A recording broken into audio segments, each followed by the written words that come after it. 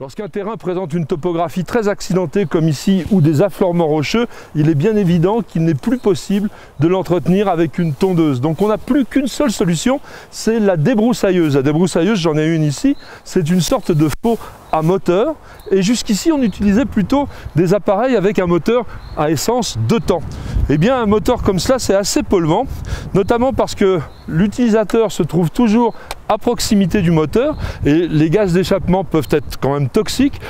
Et il faut également utiliser un carburant qui est de l'énergie fossile. Alors aujourd'hui, on a fait beaucoup de progrès et on va pouvoir utiliser des batteries. Je vous propose d'essayer cette débroussailleuse qui dispose d'une batterie de 40 volts, c'est-à-dire une très grande puissance, une batterie qui se met en place de façon extrêmement simple. En plus là j'ai une 6 ampères-heure, donc on aura énormément de disponibilité.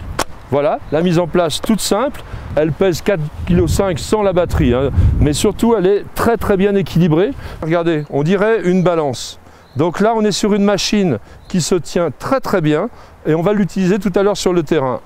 Elle est munie ici d'une tête à fil nylon, donc on va couper plutôt de l'herbe assez tendre. On va avoir 35 cm de largeur de coupe, ce qui est quand même pas mal. Et puis lorsque le fil va s'user, en tapant sur le sol, on va simplement permettre au fil de se dérouler. Et en passant sur ce couteau, il va s'ajuster à la largeur idéale. La machine est livrée avec un harnais que l'on va accrocher solidement et surtout qui va me permettre de mettre en place ici la machine. Et voilà. L'avantage maximal de la débroussailleuse à batterie, comme tous les outils à batterie d'ailleurs, c'est le démarrage instantané. Donc on a un système de sécurité, j'appuie ici et j'appuie là. Vous avez dû entendre que le bruit est relativement faible, donc inutile de porter un casque. On va travailler de façon un peu plus libre quand même. Donc la débroussailleuse s'utilise comme une faux, en faisant des mouvements de translation de droite et de gauche. On n'a pratiquement pas d'effort à faire. Vous voyez, sur la partie herbacée, il n'y a pas de problème.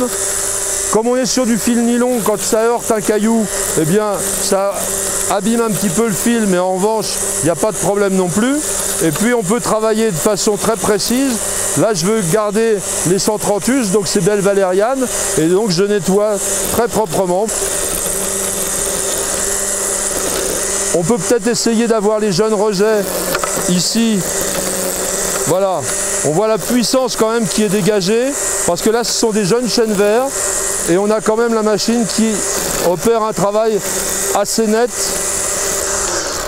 Mais il est bien évident que lorsqu'on a toute une population de chênes verts comme ici, ou des jeunes pins, ou des choses comme ça, mettre des broussailles, on ne va pas utiliser de fil nylon, mais une lame, et c'est ce que l'on va faire tout de suite. Première chose, je vais désolidariser la machine de son harnais. Voilà. Et bien voilà. Et surtout, attention, pour la sécurité, dès qu'on va travailler sur la partie coupante, on retire la batterie.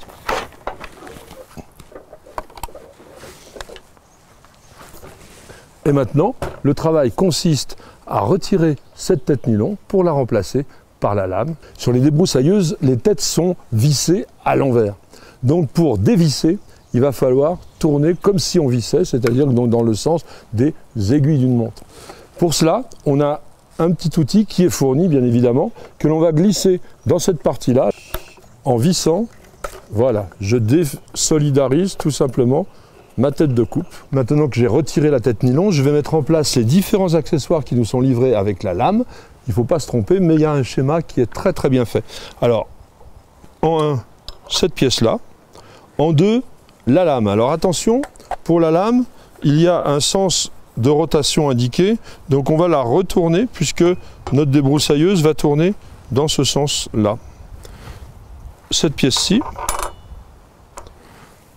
le petit bol ici, et puis on a un boulon que l'on va visser à l'envers, c'est ça le truc. Et nous avons bien sûr une clé qui va nous être très utile et elle est livrée également avec la machine.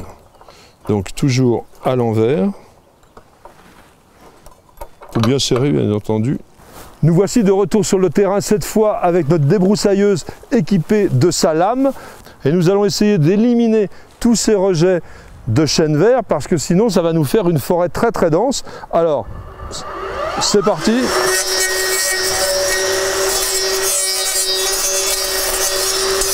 On entend bien le bruit de la lame.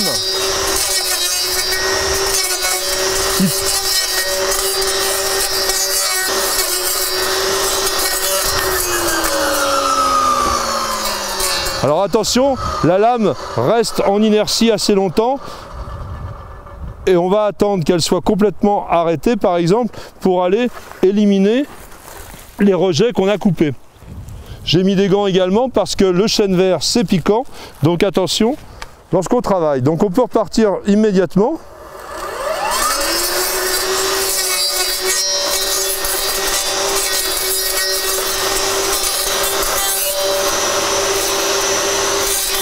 Je fais attention parce qu'ici il y a des cailloux et donc les lames n'aiment pas trop les cailloux.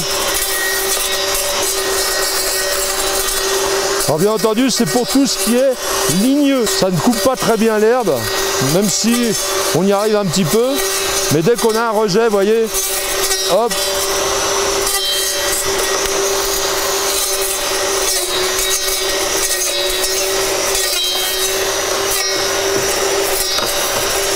Je vous rappelle que dans les régions méditerranéennes, le débroussaillage est absolument obligatoire en raison des risques de feu spontané.